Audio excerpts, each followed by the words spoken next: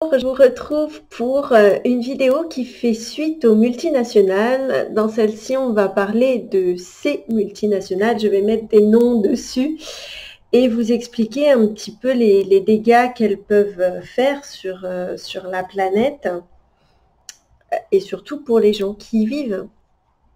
Donc en fait, je vais vous parler de ces multinationales pour que vous puissiez avoir une idée de l'ampleur en fait déjà des dégâts. Et puis en fait, on ne sait pas forcément non plus qui se cache derrière certains produits. Il y a des produits qu'on peut croire qui vont être bien, etc. Et puis en fait, on découvre. Alors moi, j'en connaissais pas mal. Et je vous cache pas que quand j'ai fait mes recherches, j'en ai découvert encore d'autres. Donc du coup, ça limite encore. Enfin, ça limite non, parce que je me sens pas du tout limitée. Au contraire, j'ai l'impression, c'est pas qu'une impression d'ailleurs, que je mange de plus en plus sainement. J'en ai vraiment, enfin, je vais quasiment plus en supermarché. Bref, en tout cas, je pense que c'est important de manger en conscience et donc il n'y a pas beaucoup eu de vues sur la vidéo sur les multinationales. Mais bon, c'est pas grave. Si ça peut toucher quelques personnes, eh ben, enfin voilà, j'aurais fait ma part, hein. Je suis comme le petit oiseau dans l'incendie. Du coup, bah moi, je vais vous parler de toutes ces recherches que j'ai fait. Ça m'a pris beaucoup de temps. Donc, bah déjà, merci pour ceux qui prennent pour ceux qui prennent la peine de s'y intéresser. Et donc, voilà, pour que vous puissiez vous aussi faire votre part. Après, personne n'est parfait, hein. Des fois, ça m'arrive. Enfin voilà, même moi, hein, ça m'arrive. Voilà, moi, je vous en parle. Chacun fera sa part. Et voilà, en essayant de fuir un maximum ces multinationales. Voilà, voilà. Donc, je vais commencer par Nestlé, le géant Nestlé. Alors, il y en a beaucoup qui ne savent pas trop qui se cache derrière Nestlé. Et même moi, en fait, pour moi, Nestlé, c'était juste les produits qui commençaient par Ness. Nescafé, Nespresso, Nesquik, voilà. Et j'ai été fort surprise de découvrir que cette multinationale, elle est propriétaire de plus de 8000 marques à travers le monde. 8000, c'est énorme. Donc, j'en ai quelques-unes que je vais vous citer. Concrètement, je ne peux pas toutes vous les citer, ça n'aurait pas de sens. De toute façon, je ne vais pas prendre la journée pour faire cette vidéo non plus. C'est pas le but. Donc, alors déjà, je préfère vous dire aussi, pour vous donner une idée, le chiffre d'affaires de Nestlé en 2013 était de 75 milliards d'euros. 75 milliards. Et ça, c'était en 2013, donc c'était il y a 7 ans. Donc imaginez aujourd'hui, c'est hallucinant en fait. C'est hallucinant. Après, moi en soi, le montant ne me dérange pas. Ce qui me dérange, c'est tout ce qu'il y a derrière. C'est toutes les personnes qui sont en bas de l'échelle et qui vont être payées même pas 1 euro par jour pour donner les matières premières, quoi. Il n'y a aucun respect. C'est ça qui me dérange en soi. Parce que là, concrètement, ces 75 milliards d'euros, ils servent à payer les actionnaires, hein, soyons clairs. Donc, en fait, on commence avec Nestlé par l'eau. C'est l'eau qui est en premier sur leur liste de choses qui leur appartiennent, de marques qui leur appartiennent. Donc, on a Vittel, Contrex, Perrier, Épar, San Pellegrino, Nesti, Kezac. Et ensuite, je vais aller sur d'autres produits sur lesquels vous pouvez être très surpris.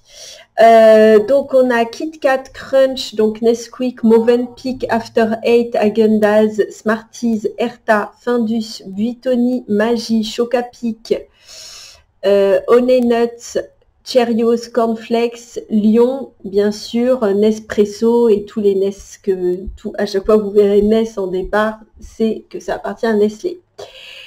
Ils détiennent aussi des parts, attention là vous êtes surpris, chez Ralph Lauren, Yves Saint Laurent, Diesel, Giorgio Armani.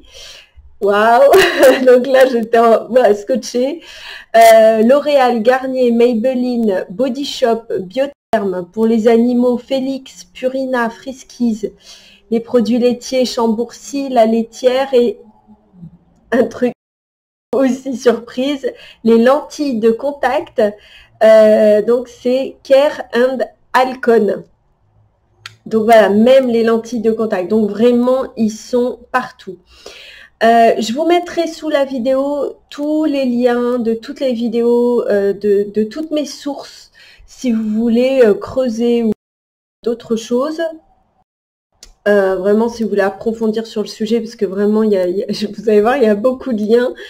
Là, j'ai réussi à synthétiser tout en 5 pages. Donc, je vais faire du mieux que je peux. Hein. Le but de ces vidéos, justement, c'est de vous synthétiser l'information pour ne pas que vous ayez à faire toutes les recherches, pour que juste vous ayez une prise de conscience. Mais bien sûr et évidemment que vous pouvez et que vous devez continuer à faire vos recherches sur les sujets qui vous portent, qui vous parlent, etc. Ça, c'est vraiment ce que je vous dis toujours, hein, c'est d'être autonome dans vos recherches, d'aller vérifier et confirmer l'information que je vous donne. Moi, j'ai passé beaucoup de temps à faire ces recherches, mais enfin, je veux dire, c'est comme ça qu'on s'éveille et qu'on grandit, c'est en continuant à se poser des questions. Et moi, enfin, je veux dire, déjà que j'avais eu un changement dernièrement dans mon alimentation, une transformation encore. Oui, encore, ça va jamais. Et là, bah, de voir tout ça, bah, ça me met encore, ça me conforte encore dans le fait de vouloir arrêter de consommer tout ce qu'on peut acheter dans les grandes surfaces, tout ce que vous pouvez voir. De toute façon, ce que je disais, toutes les pubs que vous voyez à la télé, c'est niette, quoi. Bon, moi, je bats de télé, donc comme ça, c'est réglé. Mais toutes les marques, c'est niette. Donc, voilà. On y va. Alors, j'ai vu une interview d'une femme qui s'appelle Yasmine, excusez-moi, je n'ai mes lunettes, Yasmine Montargemi. En fait, elle travaillait à la sécurité alimentaire chez Nestlé.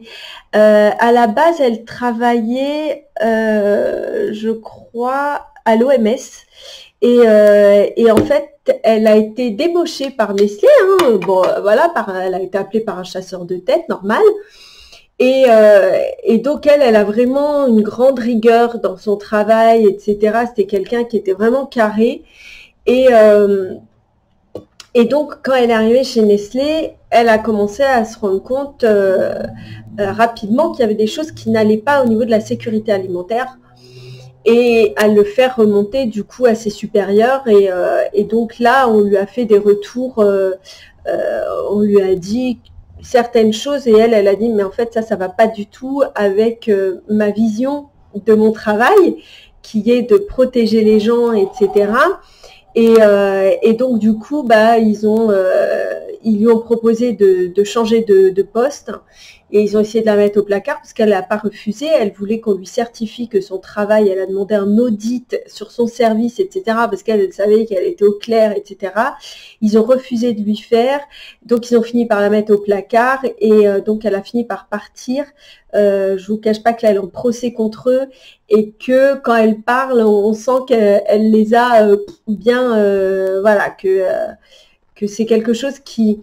Parce qu'en fait, la personne qui l'interviewait lui demandait mais pourquoi le procès, etc. Parce qu'au final, il lui proposait un super poste avec un super salaire ailleurs, mais elle a dit moi c'est pas mon travail, c'est pas ça qui m'intéresse. Et donc elle a dit mais en fait moi je veux faire valoir mon travail, c'est-à-dire que je veux pas que mon travail soit dénigré et qu'on dise que j'ai mal fait mon travail parce que elle est en phase avec elle et donc pour elle c'était important. Du coup maintenant elle est un peu lanceuse d'alerte par rapport donc à Nestlé. Donc en fait je vais vous dire plein de choses qui se sont passées et qui se passent encore aujourd'hui avec Nestlé. Bien sûr ça va pas s'arranger. Donc dedans, il y a un petit peu des points de l'interview donc de cette personne, mais pas que, parce que moi, comme j'ai fait plein de recherches sur, voilà, il n'y a pas que ça. Alors, je vais vous lire un petit peu, parce que je les connais pas par cœur, il y en a beaucoup. Donc la première chose, donc là je vais vous parler aussi un petit peu du monde entier, mais là je vais vous parler de la France, puisque bien sûr Nestlé détient donc Vittel, comme je vous disais, plein donc Vittel, Contrex, Perrier, Épar, San Pellegrino, Quézac, ça fait beaucoup d'eau. Et donc, en fait, ils font une surexploitation des nappes phréatiques.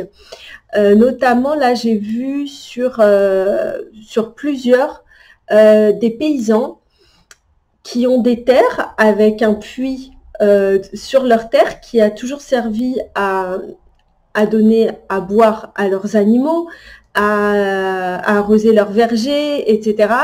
Et en fait, à partir du moment où Nestlé est arrivé, eh bien, on leur a fermé leur puits et donc ils n'ont plus le droit d'utiliser l'eau qui, du coup, appartient à Nestlé. Et eux doivent aller chercher leur eau à 10 km, dans un village qui est à 10 km de chez eux, pour donc donner de l'eau à leurs animaux ou à leurs vergers, ou enfin voilà, des choses de base, quoi. Donc ça, c'est juste choquant. Nestlé propose donc de payer un système pour faire venir de l'eau donc de 10 km, alors que les gens, ils ont l'eau sur place, quoi. Donc ça, c'est juste choquant.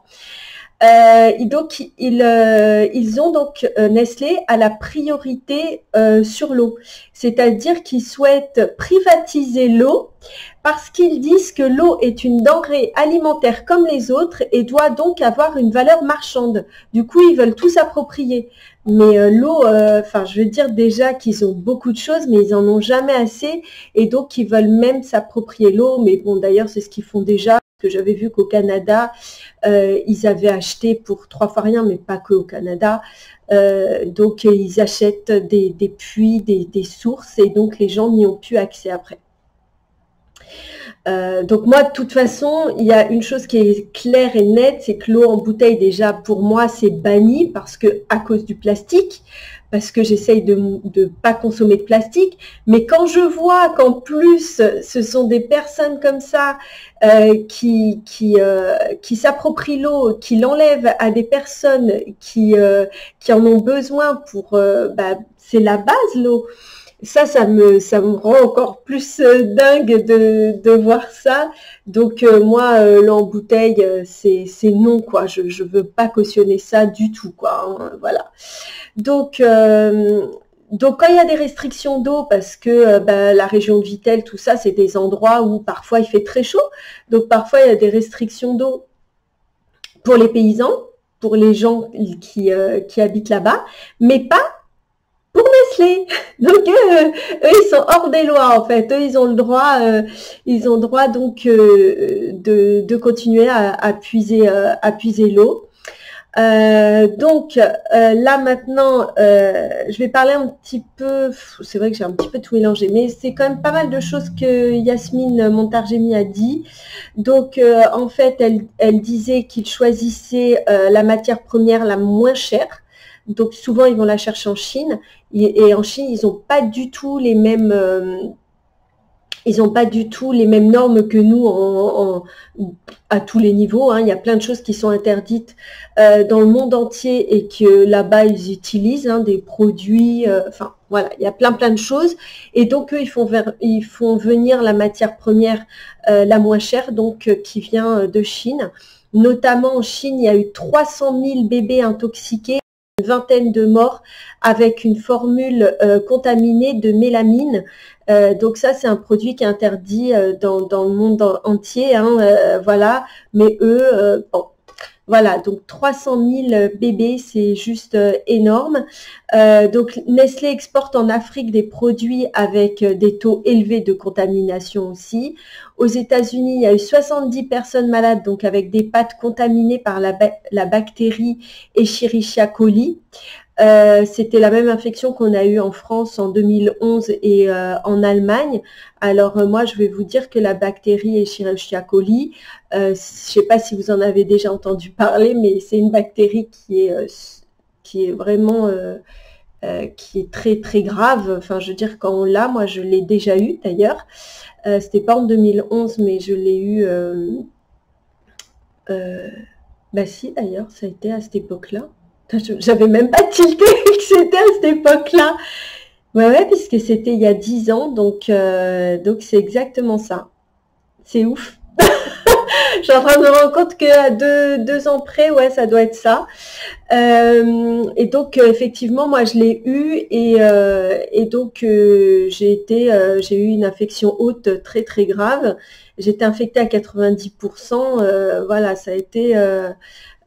J'ai eu 3 ans d'arrêt maladie derrière, quoi. Donc c'est quand même pas rien, quoi.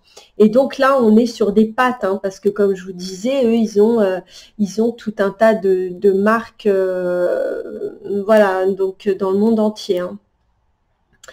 Donc, elle disait que il y a des incidents 1 à 2 fois par semaine et qu'en 10 ans, il n'y a jamais eu de contrôle. C'est fou! C'est fou. En interne, ils font ce qu'ils veulent, quoi. Il suffit qu'ils soudoient les gens et tout est bon, quoi. Heureusement que cette personne avait conscience, mais bon, au final, ils ont mis quelqu'un qui n'a pas de conscience derrière, qui n'a pas de conscience. Donc, du coup, ils continuent à prospérer dans leur truc comme ça. Bon, bref. En Afrique et en Inde, ils ont des problèmes d'accès à l'eau potable. Ils vendent leur lait en poudre, ce qui crée 1,5 million de morts selon l'UNICEF de malnutrition ou de diarrhée. En fait, pourquoi? Parce que, donc, en Inde et en Afrique, ils ont des problèmes avec l'eau. Ok, ils en ont pas assez, elle n'est pas forcément saine, etc. Donc, en fait, en Afrique et en Inde, ce qui était très naturel chez eux d'allaiter leurs enfants, eh bien, en fait, Nestlé arrive avec ses gros sabots dans les hôpitaux, il leur donne de l'argent, il leur donne des échantillons de lait en poudre, et donc c'est gratuit. Donc à l'hôpital, on leur donne le temps de leur séjour à l'hôpital, on leur donne le lait en poudre, on leur dit donnez ça à leur bébé parce que c'est meilleur. Donc du coup, c'est ce que les mamans font, sauf qu'une fois qu'elles rentrent chez elles, comme ce sont des pays pauvres, ils n'ont pas les moyens d'acheter de l'eau et d'acheter le lait. Donc du coup, elles achètent quand même le lait, elles n'ont plus de lait, hein, donc elles n'ont pas le choix, elles achètent quand même le lait, et comme le lait coûte cher et l'eau aussi, eh bien elles mettent moins de lait, l'eau n'est pas forcément bonne, et donc du coup les enfants, c'est là qu'il y a une malnutrition qui se met en place, puisque du coup on leur enlève cet accès et tout ça encore pour des raisons d'argent, hein, c'est toujours l'argent, alors que elles ont toujours allaité leur bébé, et maintenant on leur donne plus le choix, c'est tenez, vous donnez ça à vos enfants, c'est mieux, on leur fait croire que c'est mieux, blablabla, mais derrière il y a des dégâts absolument catastrophiques, quoi. Donc voilà. Bien sûr, ils aident aussi la firme Ferrero, que j'adore. Pour ceux qui me connaissent, Ferrero et compagnie qui détient Nutella, hein, pour ceux qui ne savent pas, donc tout ce qui est Ferrero, voilà.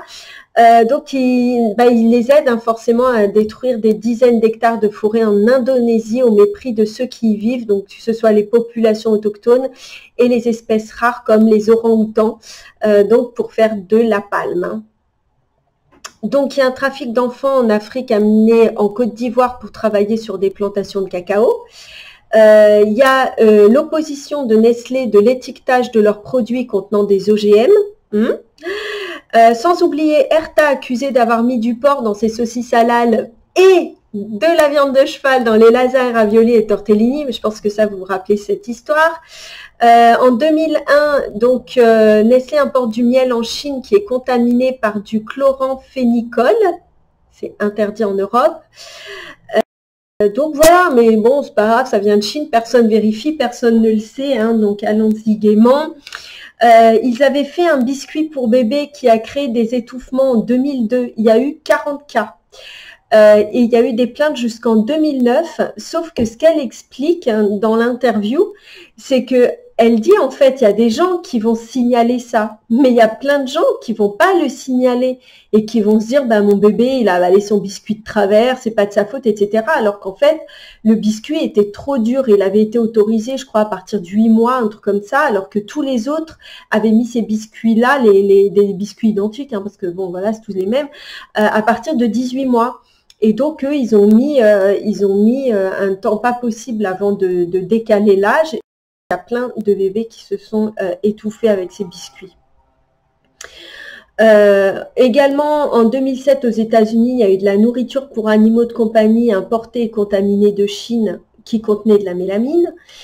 Le cacao illégal de Nestlé, n'en parlons pas, la déforestation d'une zone protégée, donc il y a une des dernières réserves primaires en Côte d'Ivoire où il ne reste que 300 éléphants.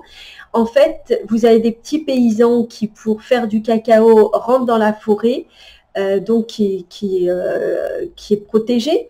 Et en fait, ils coupent les arbres et donc ils plantent du cacao. Et donc ça, j'avais vu en 20 ans, je crois que c'est en 20 ans, je ne vous dis pas de bêtises, je ne sais plus où j'ai noté. Bah, en 20 ans, il n'y a quasiment plus rien de la forêt. Hein, de toute façon, il reste 3 ans. Voilà. En 20 ans, la forêt a été détruite. Hein. Franchement, ils ont montré une carte de la forêt et on voit en 20 ans qu'il reste quelques points de forêt. Il n'y a quasiment plus rien. C'est absolument catastrophique. Et donc, ces petits paysans, ils vendent leur cacao à des revendeurs, ceux qui vendent à Nestlé. Et alors là, j'ai halluciné parce que en fait, ils utilisent un label de certification équitable, hein, et Nestlé ne vérifie pas la provenance, donc il n'y a aucun contrôle et les primes du commerce équitable ne sont pas versées aux paysans directement, mais aux revendeurs qui mélangent le cacao. Et donc, après Nestlé dit qu'ils disent qu'ils travaillent sur une traçabilité de 100% de la chaîne d'approvisionnement, mais bien sûr. Donc en fait, là, le reportage que j'ai vu, on les voit. Hein, donc il y a les petits qui donnent aux revendeurs leur cacao. Hein, donc eux, ils ont fait ça, machin truc.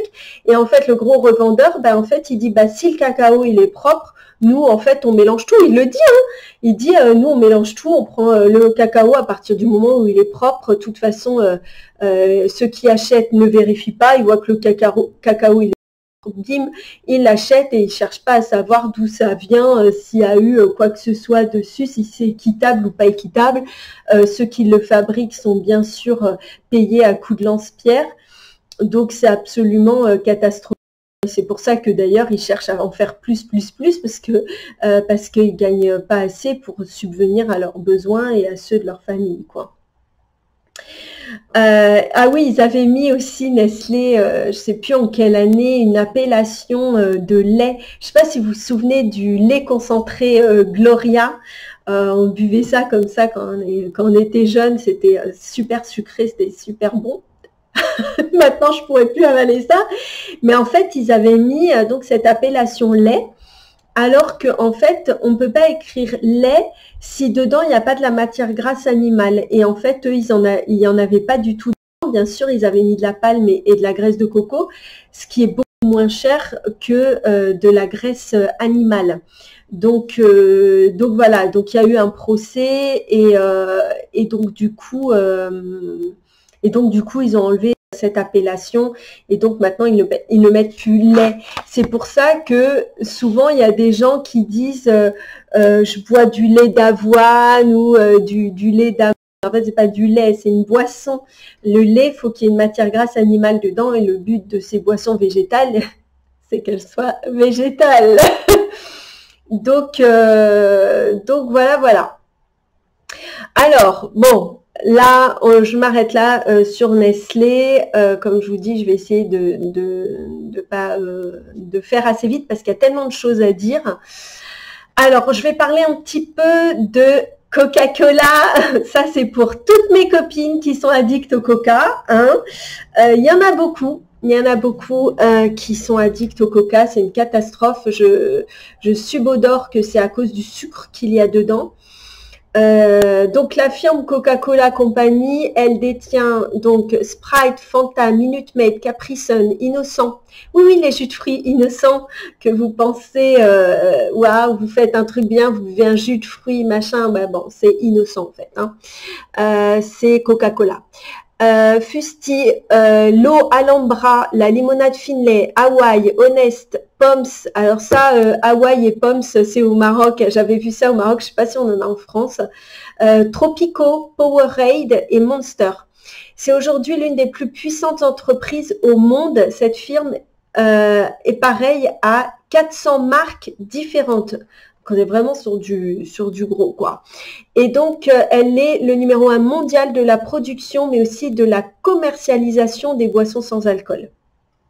Donc, là, encore une fois, je vais vous parler de quelques endroits dans le monde pour vous donner une petite idée de ce qui se passe grâce, à cause de Coca-Cola. Alors, au Mexique, la population manque d'eau potable, mais Coca-Cola prospère. Il y a 9 millions de Mexicains qui vivent sans eau potable. Le Mexique détient la plus grosse consommation au monde parce que, en fait, c'est normal, parce qu'en fait, le coca là-bas coûte moins cher que de l'eau. Et l'eau qu'ils ont en bouteille, c'est de l'eau comme nous, l'eau du robinet, hein. Ça vient pas de source, etc., hein. C'est de l'eau qui a été nettoyée, donc eux, ils ont une consommation en plastique hallucinante. Et donc, pour eux, en fait, Coca-Cola, c'est à tous les coins de rue. Et donc, le coca, c'est comme l'eau du robinet pour eux. Il y a même une fête tous les ans autour de Coca-Cola, mais c'est devenu un truc, mais j'ai halluciné. C'est-à-dire que vous savez, enfin, pour ceux qui me connaissent ou qui font parfois des soins énergétiques, souvent, nous, les énergéticiens, je ne fais pas de généralité, mais ça nous arrive d'avoir des rots quand on nettoie, parce que ça passe à travers nous et donc on a des rots. Et donc, eux, les Mexicains, ils se sont dit que comme ils avaient des rots en buvant le coca, et ben en fait, que ça les nettoyait, que ça les purifiait. What the fuck? Non mais sérieux? Non mais... Je pense qu'en fait, le truc, c'est que ce qu'il faut savoir, c'est que dans le coca, il y a du sucre blanc, et que le sucre blanc, en fait, ça détruit les neurones. Mais vraiment, hein. Et là, je pense que leur consommation, elle est arrivée très loin, parce que, on dire que ça nettoie, ça expulse les mauvais esprits avec les rots. Et donc, quand ils vont à l'église, ils achètent du coca, hein, parce qu'il n'y a pas d'eau bénite, ils prennent de l'eau coca, et donc ils bénissent avec du Coca-Cola. C'est hallucinant, quoi. Je vais être malheureuse, moi, si je vais là-bas. Donc voilà pourquoi ils détiennent la plus grosse consommation au monde. Donc forcément, ils sont en train de tous devenir obèses, hein, parce qu'à boire que du coca, ils ont tous une bouteille de coca à la main. Il faut 6 litres d'eau pour faire 1 litre de coca mexicain. Alors, ouais, à travers le monde, ils n'ont pas forcément besoin de la même quantité d'eau. Là, je parle juste du coca, parce que je vais vous parler tout à l'heure de la quantité d'eau qu'il faut pour faire le coca de A à Z, c'est-à-dire tout compris. Bon, je vous en parlerai après. Donc là, je parle juste du coca. Il y a 750 000 litres d'eau par jour puisés à San Cristobal au Mexique pour faire du Coca-Cola. Donc, je ne sais pas si vous vous rendez compte, cette eau-là qui pourrait être pour les gens qui vivent là-bas, épuisés pour faire du coca. 70, voilà ce que je vous disais, 70% de la population est en surpoids, souffre de diabète forcément et de maladies cardiovasculaires. C'est une catastrophe. Coca-Cola, c'est une catastrophe au Mexique. Maintenant, je vais vous parler d'une région, une petite région dans le sud de l'Inde, où là, les paysans luttent avec acharnement contre Coca-Cola, qui est accusé de piller donc les eaux souterraines.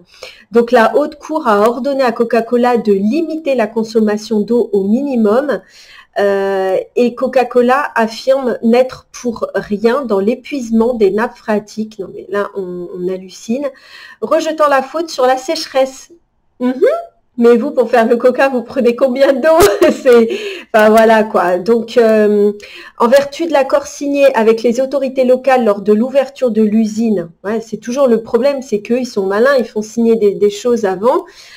Donc en l'an 2000, Coca-Cola a le droit de pomper 560 000 litres d'eau par jour. Et donc la compagnie, elle affirme être en dessous de ce seuil, mais bon, peu importe. Enfin, je veux dire, cette compagnie, elle devrait même pas être là, quoi. Enfin, je veux dire, il y a un moment, à partir du moment où les habitants se retrouvent dans de telles pénuries, voilà quoi. Donc cette polémique a été aggravée l'an dernier par la découverte de métaux lourds dans les déchets de l'usine que la direction distribuait gratuitement comme engrais aux paysans. Mais quelle générosité! Ah mais moi j'adore la générosité comme ça. Donc du coup, résultat, des taux élevés de plomb et de cadmium dans les puits, dans les champs et donc dans la chaîne alimentaire avec des conséquences inconnues sur la santé. À sa décharge, Coca-Cola a immédiatement rapatrié les engrais non utilisés, mais maintient pour autant que ceux-ci sont inoffensifs. Ah bon, mais pourquoi vous les avez rapatriés alors? Voilà, donc ils refutent toutes les accusations et ils se disent victimes de règlements de compte politiques et d'anti-américanisme. Voilà. Il faut savoir qu'en Inde, donc l'accès à l'eau a diminué de 60%. Voilà, voilà. Donc voilà quoi, juste blasé, je pense qu'il n'y a pas grand chose à dire en plus. En Lituanie, par exemple, le PIB annuel est sensiblement égal à celui de Coca-Cola. Et donc là, ça cause un gros problème parce que comme la Lituanie, pour reprendre l'exemple comme je vous ai donné, en Inde, ils peuvent rien faire contre Coca-Cola, hein, leur PIB il est en dessous. Donc en fait, le gouvernement lituanien ne possède pas assez de pouvoir face à Coca-Cola et ne peut donc pas faire entrer en vigueur des taxes et des limites sur le produit, notamment sur le taux de sucre, ce que je vous disais encore une fois tout à l'heure. Donc le Coca-Cola peut ainsi Coca-Cola ainsi peut totalement contrôler sa propre production dans les pays concernés qui sont totalement dominés par la marque américaine. Alors maintenant, je vais arriver un petit peu en France. En France, Coca-Cola doit se soumettre en théorie aux lois et conventions réalisées par le produit en vue de protéger le consommateur. Coca-Cola rapporte tout de même beaucoup d'argent aux pays concernés par la vente de ce produit. En France, un pays où est présente la TVA, chaque bouteille de Coca-Cola vendue 1 € rapporte 20 centimes à l'État. Donc, c'est un peu comme l'alcool et pas mal de choses en fait. Hein. L'État, il n'a aucune raison de sanctionner sanctionner ces choses-là, puisque en fait, ça leur rapporte tellement d'argent, voilà. Donc, comme ça peut vous paraître petit le chiffre, mais au vu du nombre de ventes que réalise Coca-Cola, hein, je pense que si vous regardez un petit peu autour de vous, vous allez vous en rendre compte. Surtout dans un pays comme la France, la perte de la produit serait une perte énorme pour l'État, sans oublier tous les consommateurs assidus de Coca-Cola qui ne seraient sans doute pas très satisfaits de voir leur boisson préférée quitter le pays. Mais quel malheur! Alors en fait, ce qu'il faut savoir, c'est que j'ai vu comment ça s'appelle, en Bretagne, ils ont fait du Breitz Coca, et en Corse, je me rappelle plus le nom, ils ont fait leur propre Coca, et ça a beaucoup de succès parce que comme les Bretons et les Corses, ils sont très, ils font marcher le marché chez eux, et bien donc du coup, ça c'est quand même assez génial quoi. Alors le journal Capital nous dit qu'il y a eu une époque, je sais plus, c'était il n'y a pas très longtemps, je crois, il y a 3 ans, Netto et Intermarché, ils ont décidé de réduire la place de certains sodas en faveur de produits qui incarnent des nouvelles tendances plus saines et moins sucrées. Et donc Coca-Cola a décidé d'arrêter les livraisons pour ses enseignes. Bah oui, hein, écoutez, hein, vous faites pas comme on vous dit, donc on vous punit. Donc Intermarché avait assigné Coca-Cola en justice. La décision a été rendue donc le 14 janvier 2020, hein, donc c'est vraiment récent. Et donc le tribunal a invité les deux parties à se remettre autour de la table et à trouver une solution d'ici le 1er mars 2020. En outre, Coca-Cola devra reprendre ses livraisons suspendues depuis près d'1 an. Sinon, la société américaine devra verser 493 000 € d'astreinte par jour de retard. Eh bien, j'espère qu'ils ne l'ont pas fait et qu'ils vont engraisser Intermarché et Netto. Voilà. En soi, c'est le montant d'une journée de vente des produits par l'enseigne. Donc, c'est pour vous donner une idée du montant. 493 000 € correspond à une journée de vente des produits d'Intermarché. Donc, c'est juste énorme quand même, hein. Donc, je vais vous expliquer un peu comment ça se passe en France. Chaque année, la loi va imposer aux industriels et aux distributeurs de renégocier leurs tarifs. Durant cette période, chacun joue son rôle. L'industriel tente d'obtenir la hausse la plus forte possible et le distributeur essaie de faire en sorte qu'elle soit la plus limitée possible. À la fin de la période, on tape dans la main ou pas, mais bon, c'est très rare qu'ils ne tapent pas dans la main.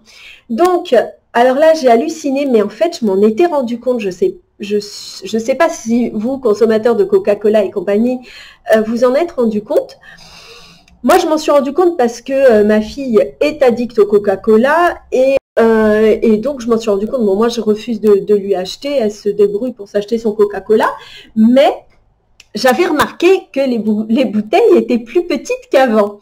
Et donc, en fait, voilà, les demandes de Coca-Cola ne reposant ni sur la hausse du cours du plastique qui sert à faire les bouteilles, c'est-à-dire c'est 70% des ventes de Coca-Cola dans l'enseigne, hein, ni sur la hausse du cours du sucre, car au contraire, le taux a baissé de 30% en un an.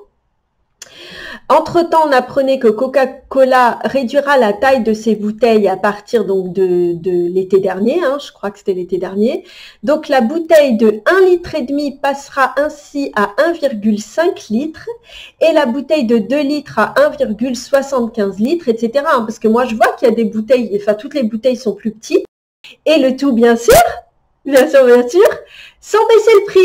Donc en fait, vous avez des bouteilles plus petites, mais le prix n'a pas changé. Donc en fait, vous payez plus cher le Coca-Cola, alors qu'eux, ils s'engraissent, quoi. Donc comme la compagnie l'a elle-même admis dans une étude qu'elle avait commanditée en 2011, il lui faut environ 35 litres d'eau, 35 litres d'eau, pour produire un demi-litre de coca, hein, donc 50 centilitres de coca, donc emballage et production de tous les ingrédients compris, hein, c'est ce que je vous disais tout à l'heure, 35 litres d'eau, mais vous vous rendez compte, enfin je veux dire, la majeure partie de ces 35 litres, 80% sert à la production de betteraves, la source du sucre contenu dans la boisson, 19% sont consacrés à la fabrication et l'emballage et le pourcent restant utilisé par la chaîne de fabrication. Donc comme je vous dis, le sucre, nous on utilise beaucoup la betterave, mais comme je vous disais, je pense qu'au Mexique, ils doivent prendre du sucre blanc. De toute façon, tous les sucres, il n'y en a pas mieux que l'autre, hein. Donc voilà, donc je m'arrête là pour Coca, je pense que je vous en ai balancé assez, vous ferez votre choix par rapport à ça. Je vais vous parler vite fait des enseignes que détient Danone. Donc c'est pôle d'activité, donc tout ce qui est produit Danone, Actimel, Danette, Activia, taille fine, les eaux en bouteille, forcément ils ont tous de l'eau, hein, ils pillent tous l'eau. Donc Evian, Volvic, Badois pardon, et la Salvetta. En nutrition infantile, vous avez Blédina, Gallia, Nutricia et Nutrini, nutrition médicale, Nutricia, Neocat, Forticar et Milupa.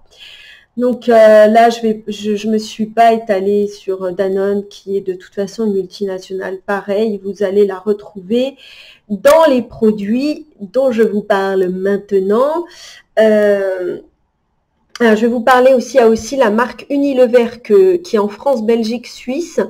Je vais vous donner quelques noms. Là, maintenant, je vous donne vraiment que des noms. Unilever, en fait, vous ne trouvez pas cette marque. Vous le voyez écrit en petit derrière.